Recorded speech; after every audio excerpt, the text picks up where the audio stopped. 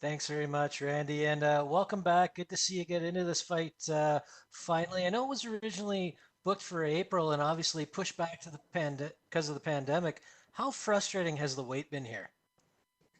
Uh, it's been a little frustrating, but nothing crazy, I just kind of roll with the punches and do what I need to do.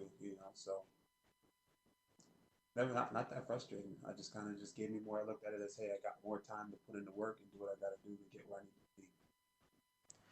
Were you surprised to see Vicente get this fight again after he, fought Nico after you were originally booked?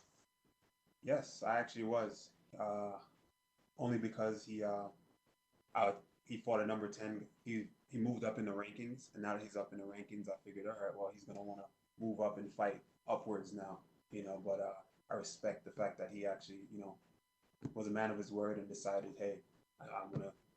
We had unfinished business, so I'm gonna continue what I started to fight this dude because I actually messaged him on Instagram, you know, after his fight with Nico and saying, hey, we got unfinished business, and hey, here we are today.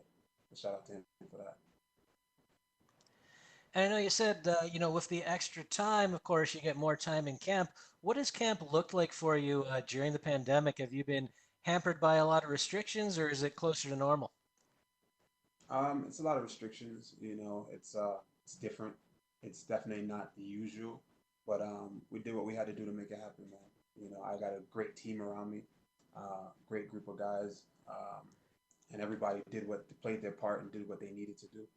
My coaches did everything in order to make sure camp was safe for me, and we made a workaround. So we just adapted and overcame.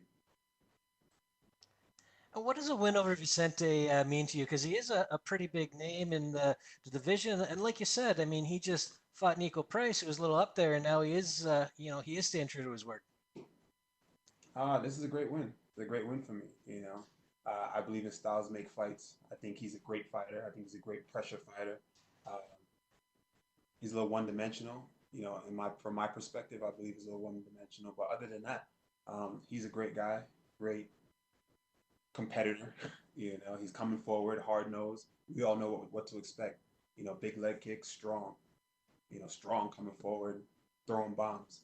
Um, Stylistically, I think that's a mistake trying to fight me that way, because I think he just gets picked apart. But it's a great win for me, and that's pretty much it. It's good. It's a good win for me. That's all I can say. Great challenge too, by the way. Good challenge. Absolutely. And last one for me. I mean, this is your first fight since November. You had that big performance of the night on a Mhm. two-fight win streak, but you're coming into a very different world. You're coming into an empty arena, no fans. What are you expecting from that? I don't know. I don't know. I couldn't tell you. For me, if you've been around me long enough, or as I've been in the UFC, guys are getting to know me more. It's more my personality is just I'm one of those guys that I deal with it as it comes, and when I get there, I don't really put extra additives that most people usually try to put on me or themselves. It's kind of like, hey, at the end of the day, it's a fight. I spar and I spar damn near every day in the gym, and when we're in the gym, it's quiet. It's quiet sometimes. Sometimes there's music. So it's the same thing. It's a sparring session, but this time I'm trying to hurt you. I can hear all the shots. Once we touch gloves and we start fighting, adrenaline kicks in and everything. It's a fight at the end of the day, no matter where it is or what the situation is. It's still a fight. All right. Well, looking forward to this fight this weekend. Thanks very much for the time. Thank you. Next question is from Jim Barcelone with the Miami Herald.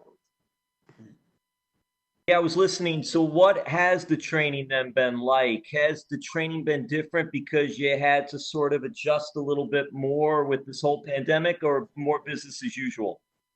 Uh, no, it was a lot of adjustments, man. It was a lot of adjustments. I can't say camp was the same.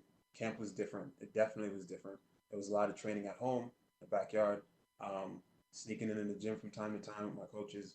Um, but it's my same cast and crew, at Budokan Martial Arts Academy. We get the job done. It's my coaches. It's always been a tight knit group, so we just kept it real tight. Most of the guys couldn't make it. And when they couldn't make it, we made it work on the fly, man. We made it work on the fly. Um, I feel that I'm in just as good shape, that I've been in the past. You know, being that we're so limited. But we made it work, man. We made it work. Backyard training, sneaking in the gym, just working on my own as far as cardio and all that. We made it work. Old school training. Old school, kept it old school, baby. Who did you get to bring with you? Were you able to bring everybody with you for this fight, or only a select few? Because I know they limit the numbers.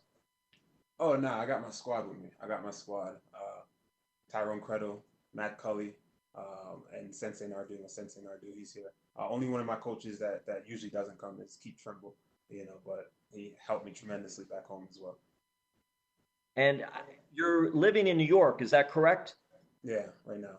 Yeah, and South Florida, Florida in general, we're going through a whole big thing. It's hit pretty hard here. New York had been pretty hard as well. How are family and friends in Massachusetts, New York, and your area? Well, knock on wood, the family's good. Everything was good, so I'm happy for that. But New York was hit heavy, heavy, man. New York was hit hard. Everything was shut down, and it was interesting, to say the least. There's sirens everywhere. Every time you turn and look around, you hear sirens of ambulances down the street, up and down. It was a little wild, but we got past it. New York is strong. We did what we had to do, and here we are. We're getting better. Right now, I think they're saying it's a 2% infection rate or something like that. I don't want to be wrong. Or 1% now, but yeah. And you also, while you were getting ready for this fight, and you mentioned before, haven't fought since I believe November. It's been a while since you fought. Did you try to get on when UFC decided they're coming back? We're going to do this in May. Did you and your camp try to get on an earlier fight, or no? Just whenever they came calling. No, I took my time with it. I wanted to rush. Me personally, I'm one of those guys who I don't like to rush things or half-ass it. I love to have, honestly, my preferred time of training. I love having a full 8 to 10 week camp. This was a shorter camp for my liking. Like I said, we got the job done anyway. But usually I like to take my time, and I'm not one of those guys who are rushing anything at all. And do you study film on your fighter that you're fighting? Do you have your team do that? Do you do that? What is your style there? Some fighters do, some fighters not so much. I like to look. I look at them a few times. I don't obsess over it. I think some guys obsess over it too much, and that can put you in a position of worrying about what your opponent is going to do more so than what you're going to do. For me, I look at it a few times and I see what I need to see, learn what I need to learn, and then I move on. My coaches, on the other hand, they are looking and studying him diligently throughout the entire camp. And then lastly, for me, did you check out some of the fights from Fight Island, and what did you think about Fight Island? Doug Rose, Doug Rose, she looked good, man. That was one of the fights that I really liked. I love the way her style is. I love the way she fought that fight beautifully. Her and another person impressed me was Kelvin Cater. He looked really good as well. Those two guys, just that guy and girl, they were really good. They stood out to me. Hey, thank you so much. No problem. Thank you.